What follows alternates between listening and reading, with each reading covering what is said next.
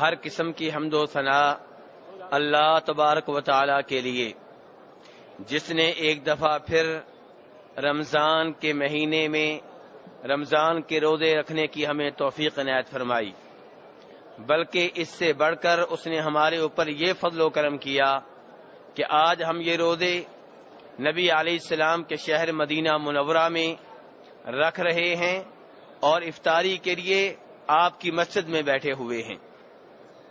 ان گنت درود و سلام ہمارے نبی خاتم النبیین رحمت للعالمین امام الانبیاء جناب محمد صلی اللہ علیہ وسلم پہ۔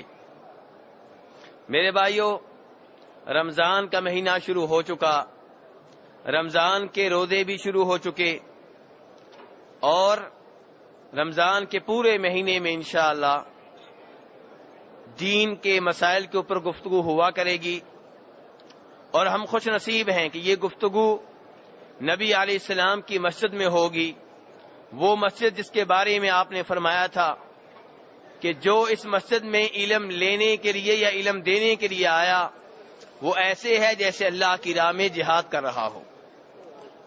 یہ فضیلت خاص ہے اس مسجد کے لیے، کسی اور مسجد کو حاصل نہیں ہے۔ تو میرے بھائیو، آج ہمارا موضوع ہے روزے کے آداب۔ روزے کے آداب، یہ ہمارا موضوع ہے۔ اس کے اوپر انشاءاللہ اللہ کے فضل و کرم سے قرآن و سنت کے مطابق گفتگو کرنے کی کوشش کی جائے گی، اور میں کوشش کروں گا کہ درس کے آخر میں آپ کے سوالوں کے جواب بھی دیے جائیں۔ میرے بھائیو، روزے کے آداب میں سے پہلا ادب یہ ہے کہ سحری کا اہتمام کیا جائے، سحری کی جائے، سحری کھائی جائے۔ امام بخاری اور امام مسلم دونوں روایت کرتے ہیں جناب انس ابن مالک رضی اللہ عنہ سے، وہ کہتے ہیں کہ فرمایا نبی صلی اللہ علیہ وسلم نے تسحروا فإن فی السحور برکہ، کہ سحری کھایا کرو، سحری تناول کیا کرو، اس لیے کہ سحری میں برکت ہوتی ہے۔ میرے بھائیو، اس حدیث سے معلوم ہوا کہ سحری کھانے کے بارے میں نبی علیہ السلام نے آرڈر دیا ہے، حکم دیا ہے، اس لیے آپ کے حکم کے اوپر عمل کرتے ہوئے ہمیں سحری کھانے کا اہتمام کرنا چاہیے۔ دوسرے نمبر پہ اس حدیث نے یہ بھی بتا دیا کہ سحری میں ایک فائدہ بھی ہے۔ فائدہ کیا ہے کہ سحری کا کھانا، سحری کی شکل میں جو کچھ آپ کھاتے پیتے ہیں یہ عام کھانا پینا نہیں ہے، بلکہ اس میں برکت ہوتی ہے، اور اس کے برکت ہونے کی گارنٹی نبی علیہ السلام نے دی ہے۔ آج لوگ برکت کے چکر میں مارے پھر رہے ہیں۔ کسی کو بتا دیا جائے یہاں پہ نبی علیہ السلام کی اونٹنی کا پاؤں لگا تھا، لوگ وہاں پہ گر پڑتے ہیں، سجدے کرتے ہیں، اس زمین کو چاڑتے ہیں، مٹی وہاں سے اٹھا لیتے ہیں۔ حقیقت ہو یا نہ ہو، برکت ہو یا نہ ہو، لوگ اس بارے میں سب کچھ کرنے کے لیے تیار ہیں، لیکن یہاں پہ حدیث بتا رہی ہے کہ سحری کے کھانے میں برکت ہوتی ہے، بلکہ اس کی تائید ایک اور روایت سے ہوتی ہے جسے جناب امام ابو داؤد رحمہ اللہ روایت کرتے ہیں ارباد ابن ساریہ سے، کہتے ہیں کہ نبی علیہ السلام نے رمضان میں مجھے سحری کے کھانے کی دعوت دی اور کہا ہلم الی الغداء المبارک، کہ آؤ کھانا میرے ساتھ مل کر کھاؤ۔ کھانا کون سا ہے؟ بڑا بابرکت کھانا ہے۔ بابرکت کیوں تھا؟ کیونکہ وہ سحری کا کھانا تھا۔ اور یہاں سے یہ بھی معلوم ہوا کہ جیسے افطاری کے لیے اہتمام کرنا چاہیے، ایسے ہی سحری کا بھی اہتمام کریں۔ جیسے افطاری میں آپ لوگوں کو دعوت دیتے ہیں، سحری کے کھانے میں دوسرے لوگوں کو دعوت دینا، روزہ رکھوانا بھی ثواب ہے۔ تو بہرحال اس حدیث نے یہ بتا دیا کہ سحری میں برکت ہوتی ہے، اور سحری کھانا، سحری کرنا نبی علیہ السلام کی سنت ہے، آپ کے آرڈر کی تعمیل ہے۔ اور اس میں ایک چوتھی چیز بھی ہے جس کا ذکر اس حدیث میں آتا ہے، جسے عمر بن العاص رضی اللہ عنہ روایت کرتے ہیں کہ فرمایا نبی صلی اللہ علیہ وسلم نے فصل ما بین صیامنا و صیام اہل الکتاب اکلۃ السحور، کہ فرمایا روزے ہم بھی رکھتے ہیں، روزے یہودی عیسائی بھی رکھتے ہیں، لیکن ہمارے ان کے روزوں میں فرق ہے۔ ان میں سے ایک بڑا فرق یہ ہے کہ ہم سحری کھاتے ہیں، وہ سحری نہیں کھاتے. تو سحری نہ کھانا، سحری کھائے بغیر روزہ رکھنا، یہ کن کی عادت ہے، کن کا طریقہ ہے؟ یہودیوں اور عیسائیوں کا. اور اسلام یہ چاہتا ہے کہ یہودیوں اور عیسائیوں کی موافقت نہ کی جائے بلکہ ان کی مخالفت کی جائے. جہاں یہ مخالفت دیگر عبادات میں ہے وہیں روزے میں بھی ہے، اور روزے میں ان کی مخالفت یہ ہے کہ مسلمان کو سحری کھانی چاہیے، سحری کا اہتمام کرنا چاہیے. اور میرے بھائیوں، اس حدیث نے ہمیں یہ درس بھی دیا، یہ اشارہ بھی دے دیا کہ مسلمانوں کو ان تمام امور میں یہودیوں عیسائیوں کی مخالفت کرنی چاہیے جو ان کی عبادات، ان کے شعائر سے تعلق رکھتے ہیں. اسلام مسلمانوں کو یہودیوں اور عیسائیوں کی پیروی، تقلید اور نقل کرنے سے روکتا ہے.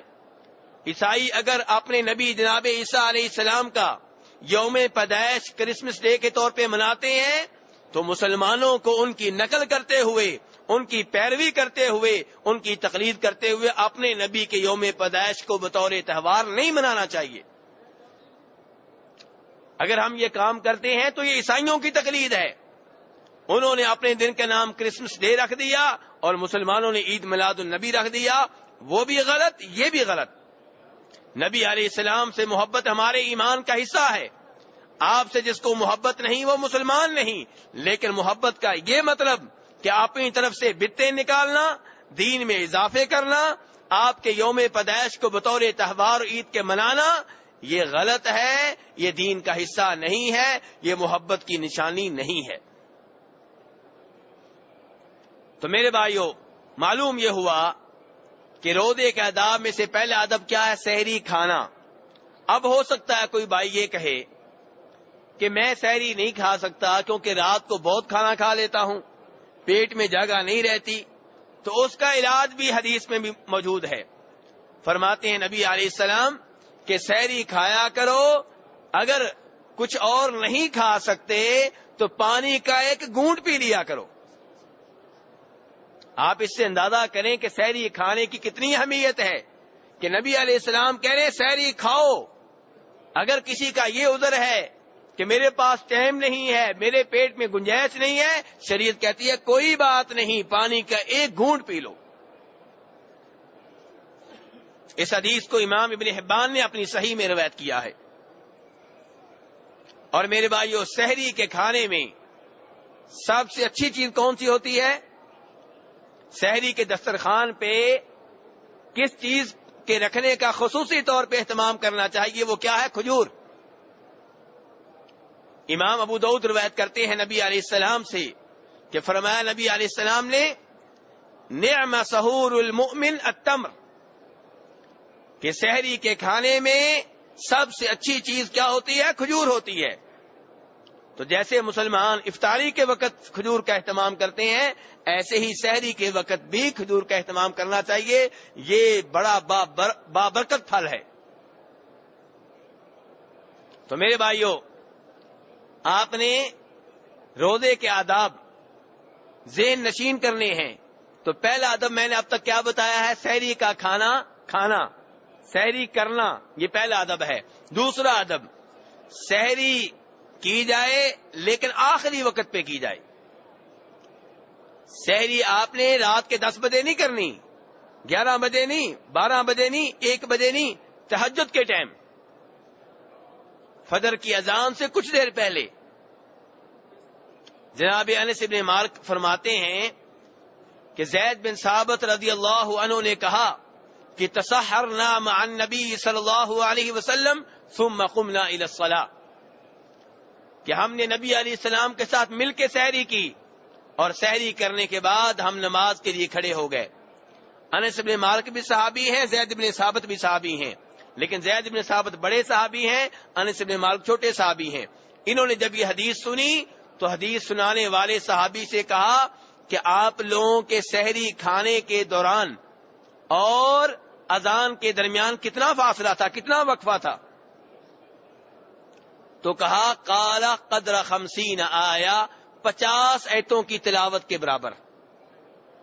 یعنی کہ نبی علیہ السلام نے سحری اتنی لیٹ کی کہ جب آپ سحری سے فارغ ہوئے اس وقت سے لے کر نماز کے درمیان کتنا وقفہ تھا؟ 50 آیتوں کی تلاوت کے برابر. 50 آیتیں کتنی بنتی ہیں آج کل؟ ایک سپارے کا کتنا حصہ بنتا ہے؟ چوتھا حصہ. اور چوتھا حصہ جو ہے ایک سپارے کا کتنی دیر میں تلاوت ہو جاتا ہے؟ کتنے منٹوں میں؟ جی زیادہ سے زیادہ 10 منٹ لگیں گے. اس کا مطلب یہ ہے کہ سحری لیٹ سے لیٹ کی جائے. یہ نبی علیہ السلام کی سنت ہے، آپ کا طریقہ ہے. میرے بھائیو، سحری آپ لیٹ کر رہے ہیں، سحری کرتے کرتے اذان شروع ہو گئی اور آپ پانی پی رہے تھے، آپ لسی پی رہے تھے، آپ کے ہاتھ میں پلیٹ تھی جس سے آپ چاول کھا رہے تھے. اب کیا کیا جائے؟ ابو داؤد کی روایت ہے، فرماتے ہیں نبی علیہ السلام کہ جب تم میں سے کوئی سحری کھا رہا ہو وَالْإِنَاءُ فِي يَدِهِ، اور برتن اس کے ہاتھ میں ہو، فَلَا يَضَعْهُ حَتَّى يَقْضِيَ حَاجَتَهُ مِنْهُ، تو اس برتن میں سے جو کھانا پینا چاہتا ہے کھا پی لے، اپنی اس سے حاجت پوری کیے بغیر برتن کو نیچے نہ رکھے. اذان ہو جاتی ہے، برتن جو آپ نے ہاتھ میں پکڑا ہوا ہے، میں اس کی بات کر رہا ہوں، یہ نہیں کہ مزید کھانا اس میں ڈال لیں. جو برتن آپ نے ہاتھ میں پکڑا ہوا ہے اس میں سے جو کھانا پینا چاہتے ہیں وہ آپ کھا پی سکتے ہیں. اور حوالہ کس کتاب کا میں نے دیا تھا؟ ابو داؤد کا. میرے بھائیو، روزے کے آداب آپ نے ذہن نشین کرنے ہیں، بعد میں جا کے آپ نے اپنی خواتین کو بتانے ہیں. تو روزے کے 2 ادب میں بتا چکا ہوں. روزے کے آداب میں سے تیسرا ادب کہ افطاری کرنے میں جلدی کی جائے.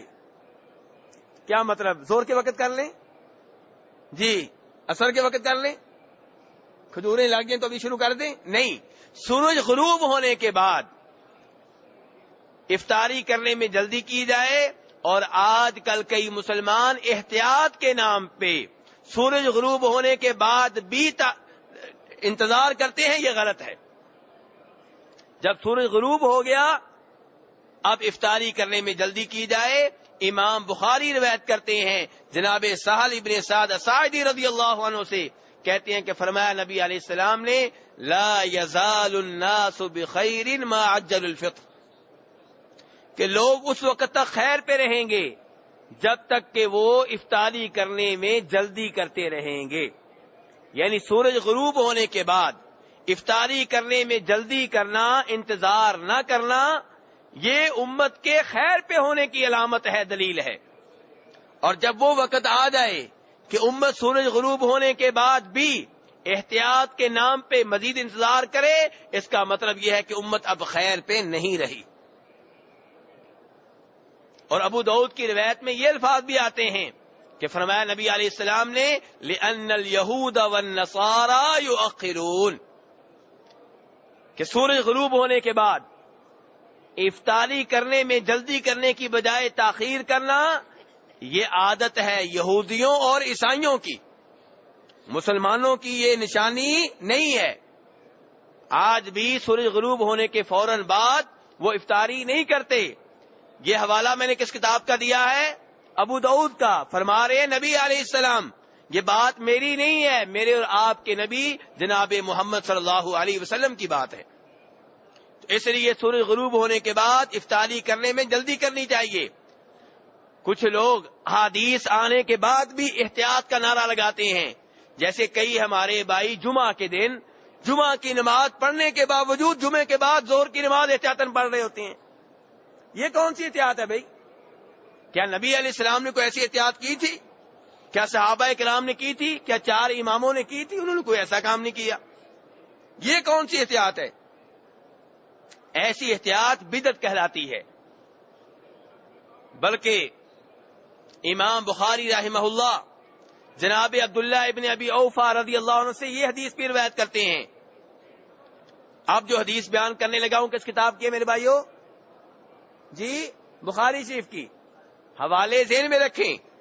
اب جو حدیث روایت کرنے لگا ہوں بخاری شریف میں آتی ہے، اور آپ جانتے ہیں بخاری اور مسلم حدیث کی وہ 2 کتابیں ہیں جو شک و شبہ سے بالا تر ہیں. تو امام بخاری روایت کرتے ہیں جناب عبداللہ ابن ابی اوفا سے کہتے ہیں کہ ہم لوگ ایک سفر میں تھے اور نبی علیہ السلام کے ساتھ تھے. سورج غروب ہو گیا اور آپ نے روزہ رکھا ہوا تھا.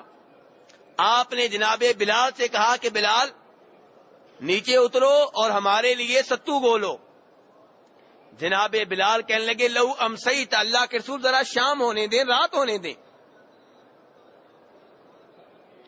نبی علیہ السلام نے کہا انزل فجدح لنا، بلال نیچے اترو ہمارے لیے ستو گولو.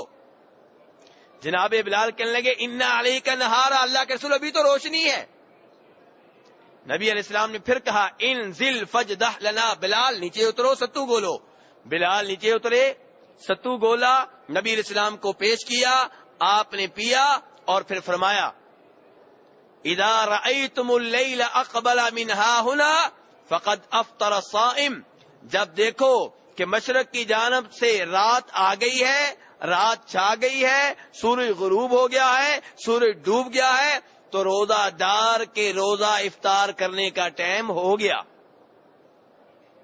اب دیکھیں یہاں پہ جناب بلال احتیاط کا مشورہ دے رہے تھے، کہہ رہے تھے ابھی روشنی ہے، حالانکہ سورج غروب ہو چکا تھا. روشنی کئی دفعہ تھوڑی سی رہتی ہے لیکن سورج غروب ہو چکا ہے، اور وہ کہہ رہے ہیں ابھی رات ہونے دیں، اندھیرا ہونے دیں. لیکن نبی علیہ السلام نے ان کے مشورے کو رد کر دیا، ریجیکٹ کر دیا، اور اصول بیان کیا کہ جب سورج غروب ہو جائے پھر احتیاط کرنے کا کوئی مطلب نہیں ہے. اسی معنی میں وہ حدیث بھی ہے جسے امام مسلم اور امام ابو داؤد روایت کرتے ہیں. میرے بھائیو یہ حدیث بڑے دھیان سے سننے والی ہیں. نبی علیہ السلام کی باتوں میں، آپ کی حدیث میں بڑی برکت ہے. تو اب جو حدیث بیان کرنے لگا ہوں اسے کون سے امام نے روایت کیا؟ امام مسلم نے اور ابو داؤد نے. مسروق کہتے ہیں وہ تابعی ہیں، کہتے ہیں میں اور ایک اور آدمی جناب عائشہ کے پاس گئے اور جناب عائشہ رضی اللہ عنہا سے کہا کہ ام المؤمنین، نبی علیہ السلام کے دو صحابی ہیں. کتنے صحابی ہیں؟ دو. اب یہاں یہ حدیث ان بھائیوں کے لیے بھی بڑی اہمیت رکھے گی، ان کو بھی اس سے بڑا فائدہ ہوگا جو بھائی کہتے ہیں کہ حدیث آ بھی جائے تو نہیں ماننی کیونکہ مولوی صاحب نہیں مانتے، حدیث آ بھی جائے تو بہانے کرتے ہیں جی ہمارے پیر صاحب نہیں مانتے، حدیث بتا دی جائے تو نہیں مانتے کہ ہمارے بزرگ نہیں مانتے. یہاں پہ دیکھیے دو صحابی ہیں، ان کا عمل ہے، ایک صحابی کا عمل اور ہے، ایک صحابی کا اور ہے، اور جناب عائشہ کے سامنے ان دونوں کا عمل رکھا گیا. جناب عائشہ نے اس کے عمل کو اچھا جانا جن کا عمل نبی علیہ السلام کی حدیث کے مطابق تھا. جناب عائشہ نے یہ نہیں کہا کہ یہ بھی صحابی وہ بھی صحابی، یہ بھی ستارہ وہ بھی ستارہ، یہ بھی امام وہ بھی امام، یہ بھی مولوی وہ بھی مولوی، جو بھی کرو ٹھیک ہے. نہیں، جو بھی کرو ٹھیک نہیں ہے، وہ ٹھیک ہے جو نبی علیہ السلام کی حدیث کے مطابق ہے. تو جناب مسروق کہہ رہے ہیں ام المؤمنین عائشہ رضی اللہ عنہا سے کہ دو صحابی ہیں، ان میں سے ایک افطاری کرنے میں جلدی کرتے ہیں، مغرب کی نماز پڑھنے میں جلدی کرتے ہیں، اور دوسرے جو ہیں افطاری کرنے میں تاخیر کرتے ہیں، مغرب کی نماز پڑھنے میں بھی تاخیر کرتے ہیں. جناب عائشہ رضی اللہ عنہا نے یہ نہیں کہا دونوں ٹھیک ہیں، دونوں امام ہیں، دونوں صحابی ہیں، دونوں عالم دین ہیں، دونوں ہی صحیح ہیں. نہیں، یہ نہیں کہا. یہ پوچھا کہ ان میں سے کون ہیں جو افطاری کرنے میں جلدی کرتے ہیں، مغرب کی نماز پڑھنے میں جلدی کرتے ہیں. تو ان کو بتایا گیا کہ یہ عبداللہ ابن مسعود رضی اللہ عنہ ہیں. تو جناب عائشہ نے کہا نبی علیہ السلام بھی ایسے ہی کرتے تھے، یعنی کہ عبداللہ ابن مسعود کا عمل درست ہوا کیونکہ حدیث کے مطابق ہے. تو میرے بھائیو یہ ہے مسلمان کہ جو نبی علیہ السلام کی حدیث کی طرف دیکھتا ہے، آپ کی سنت کی طرف دیکھتا ہے، جب صحیح حدیث مل جائے اسے اپنا لیتا ہے، پھر دائیں بائیں نہیں دیکھتا. اب یہاں پہ ایک صحابی تھے عبداللہ ابن مسعود، دوسرے ابو موسیٰ اشعری. اب آپ یہ نہیں کہہ سکتے کہ وہ بھی امام ہیں، یہ بھی امام ہیں، وہ بھی بڑے بزرگ ہیں، یہ بھی بڑے بزرگ ہیں. نہیں، عبداللہ ابن مسعود کی یہاں بات مانی جائے گی. کیوں؟ کیونکہ اس کے اوپر سٹیمپ لگی ہوئی ہے نبی علیہ السلام کی، کیونکہ حدیث اس کے مطابق ہے. تو خلاصہ کلام یہ ہے کہ روزے کے آداب میں سے تیسرا ادب کیا ہے کہ افطاری کرنے میں جلدی کی جائے، سورج غروب ہونے کے بعد تاخیر نہ کی جائے. کئی ممالک میں ایسے ہوتا ہے کہ عام طور پہ مغرب کی اذان ہوتی ہے 5:55 پہ. اب مغرب کی اذان جب بھی ہوتی ہے سورج غروب ہونے کے بعد ہی ہوتی ہے نا, لیکن رمضان کا مہینہ آئے گا نہیں جی 5:60 پہ دیں گے. کیوں؟ 5 منٹ احتیاط کرنی ہے. تو کیا پہلے جو آپ اذان دیتے تھے وہ غلط تھی؟ نہیں میرے بھائی, یہ احتیاط جو ہے حدیث کے منافی ہے. 4 حدیثیں میں نے آپ کے سامنے رکھی ہیں جن سے پتا چل رہا ہے, اور حوالے بخاری مسلم کے دیے ہیں جن سے پتا چل رہا ہے کہ ایسی احتیاط شریعت کے مطابق نہیں ہے.